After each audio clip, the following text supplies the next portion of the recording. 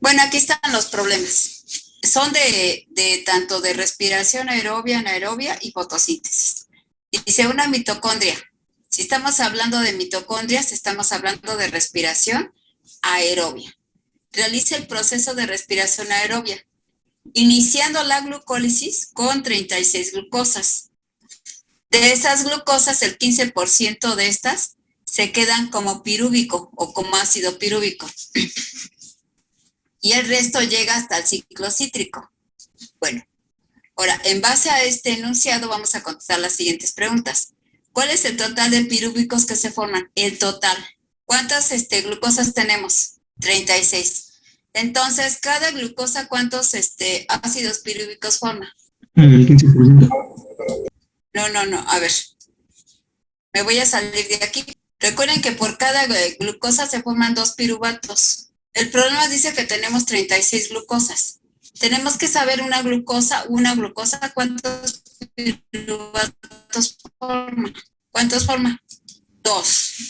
Bueno, aquí vamos a tener esto por si lo requerimos para resolver el problema. Dice, una mitocondria realiza el proceso de respiración aerobia iniciando glucólisis con 36 glucosas. De esas glucosas, escuchen, el 15% de estas se quedan como pirúvico y el resto sigue el ciclo.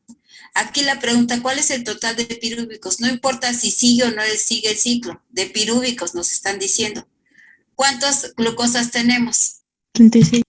36, porque nos están pidiendo el total de pirúvicos a partir de las glucosas, son 36. Por cada glucosa, ¿cuántos se forman? 2. 2. Entonces aquí multiplicamos y nos Serían da 72. Ajá, muy bien. Entonces aquí nos va a dar 72.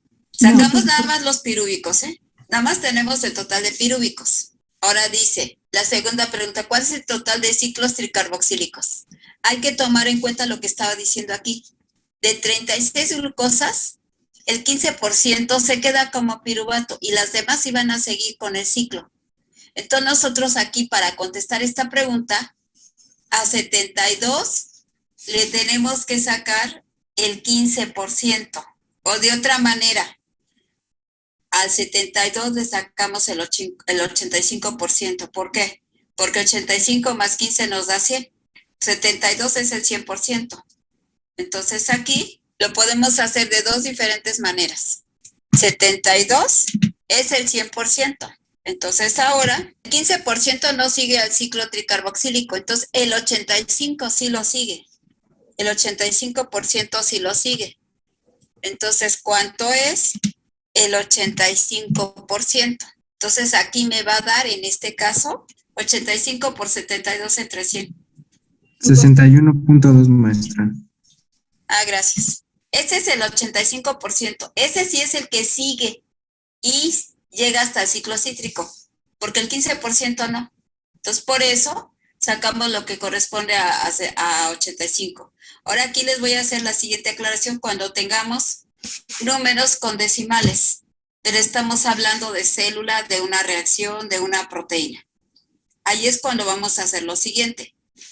Por ejemplo, si yo les digo 0.2 de DNA, no hay 0.2 de DNA. O hay un DNA, pero no hay 0.2 de DNA. Si en otro ejemplo, 0.2 de un cromosoma, pues a lo mejor podemos tener cromosomas incompletos y eso nos da una mutación. Entonces eso no es algo normal. Entonces en los seres vivos vamos a tomar los números enteros. Así hubiera sido 61.999999. No, porque hay veces que por ese .1, .001, .00001, la biología ya tuvo una respuesta y la respuesta va a ser negativa. Entonces aquí, para estos casos, de este tipo de problemas, vamos a tomar el número entero. 61 ciclos. Entonces dice, ¿cuál es el total de ciclos tricarboxílicos? Ya vimos que es el 85% que equivale a 61.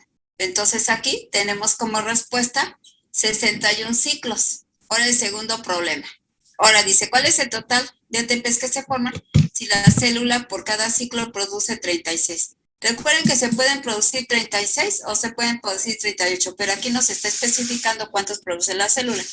Multiplicar los 36 ATPs por los 61 ciclos. Ah, muy bien, muy bien. Entonces allí nosotros lo que vamos a hacer, como dijo la compañera, tenemos 61 ciclos y nos está diciendo que cada ciclo produce 36.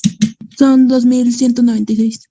Entonces, este es el resultado. Ahora, de esta pregunta, la tercera, que viene siendo del primer problema, este es otro problema. Dice, una levadura produce un total de 200 ATPs durante una hora.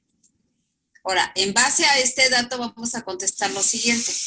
Ahora escuchemos. Primero, si estamos hablando de una levadura, está realizando la fermentación. Y aquí hay que recordar lo siguiente. La levadura hace la fermentación alcohólica, realiza la fermentación alcohólica.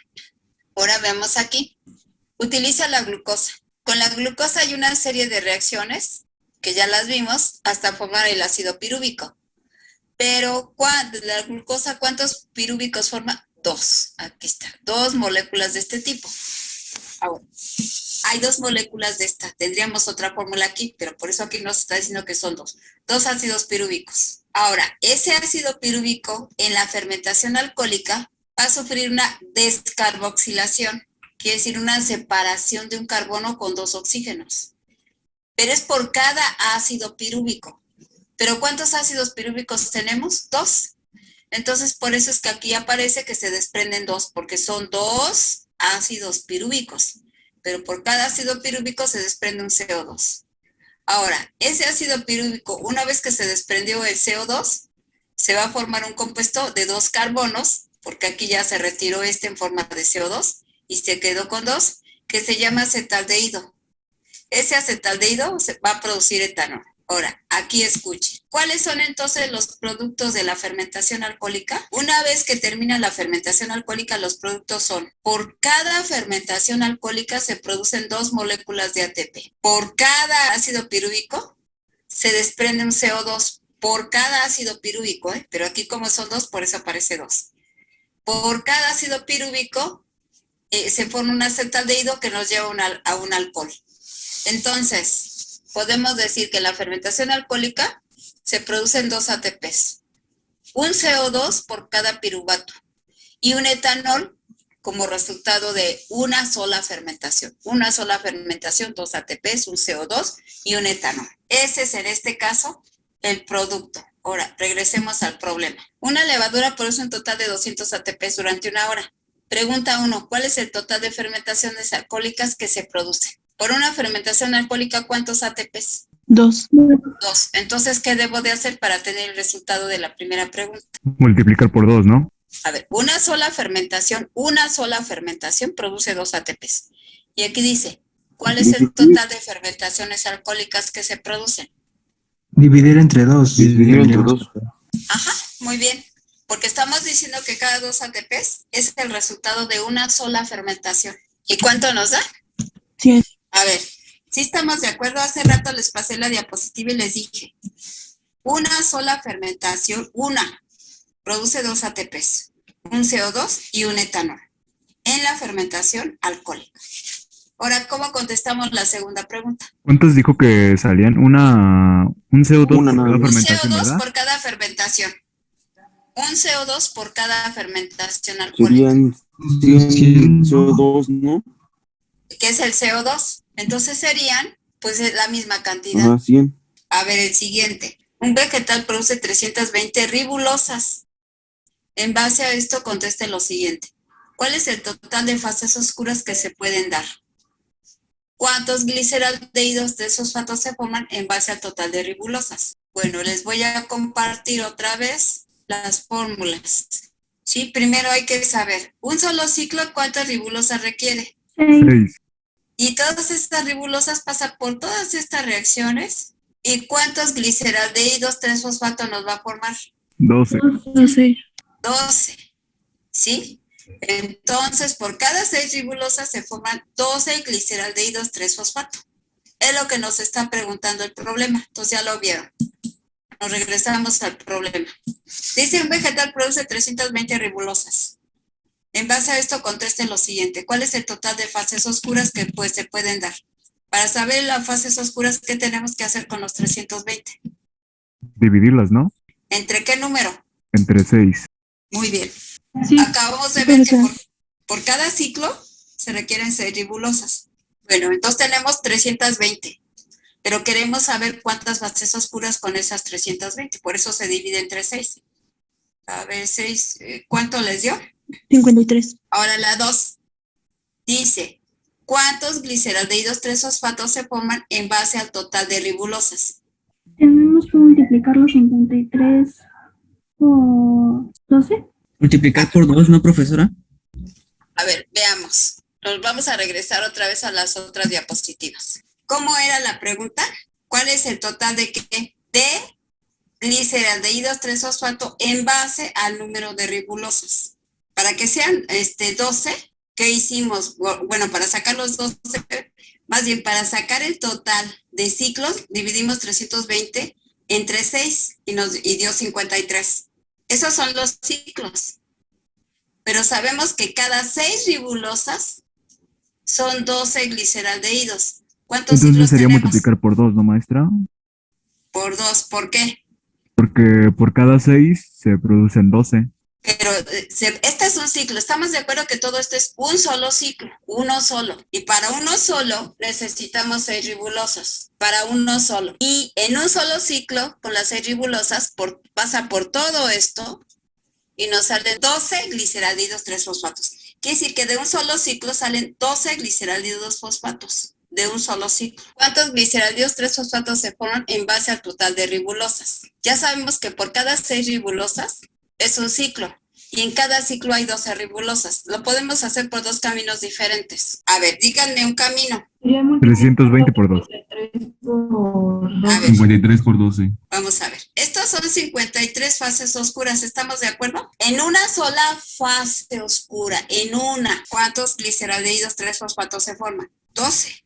Pero para que dieran 12, se utilizaron 6 ribulosas. Pero no importa en este caso las ribulosas. 53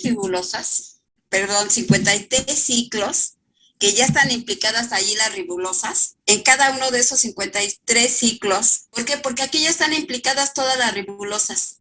En 53 ciclos están implicadas 320 ribulosas. ¿Estamos de acuerdo? Si yo sé que de esos 53 ciclos están las 320 ribulosas, entonces multiplico por 12. ¿Cuánto les dio? 636. Porque aquí ya están implicadas todas las 320 en 53 ciclos. Y ya sabemos que en cada ciclo son 12. Por lo tanto, pues los 53 ciclos por 12 y nos da esta cantidad. A esta. Porque también se les puede preguntar sobre la fermentación láctica. De esta también. Por cada glucosa, ya quedamos que se forman 2 piruvatos. Pero resulta que aquí en la fermentación láctica no hay descarboxilación. 3 carbonos y al final tenemos 3 carbonos. Pero ¿cuáles son los productos que va a formar? Bueno, los productos que va a formar son 2 piruvatos. Por cada piruvato se hace una fermentación y por cada piruvato se forma un ácido láctico, o como dice aquí, dos lactatos, porque son 2 piruvatos, pero por cada piruvato es un lactato. Y también en este tipo de fermentación, aunque aquí no lo señala, se van a producir 2 moléculas de ATP. En la fermentación alcohólica eran 3 productos. ¿Me pueden decir cuáles eran? 2 ácidos pirúvicos, un CO2 y un etanol. Ajá. Bueno, se producen 2 ácidos pirúvicos, pero por cada piruvato es una fermentación alcohólica. Y por cada fermentación alcohólica son un etanol que mencionó su compañera, un CO2 y 2 ATPs. Ahora en la láctica no hay producción de CO2. Por eso sacan una foto a esta también. Aquí no se produce CO2. Aquí del piruvato casi inmediatamente pasa a formar el lactato. Pero como son 2 piruvatos, pues son 2 ácidos lácticos o 2 lactatos. Pero por cada piruvato es una fermentación láctica. Y una fermentación láctica produce 2 ATPs y un ácido láctico. No hay desprendimiento de CO2. Aquí lo vuelvo a remarcar. Aquí la molécula de piruvato tiene 3 carbonos. El ácido láctico tiene 3, aquí está. Entonces, aquí no se produce descarboxilación. Y como productos, 2 ATPs y una molécula de ácido láctico. Y punto. Nada más. En la fermentación láctica, que la realizan las bacterias, porque la alcohólica la realizan las levaduras. Bueno, entonces para el examen necesitan esta también la necesitan. También necesitan de la glucólisis, por si se les pregunta algo de glucólisis. Pero aquí van a ser 2 fotos de glucólisis. Aquí está, hasta la reacción 5 y la segunda parte de glucólisis. Bueno, muchas gracias por todo y nos vemos el lunes.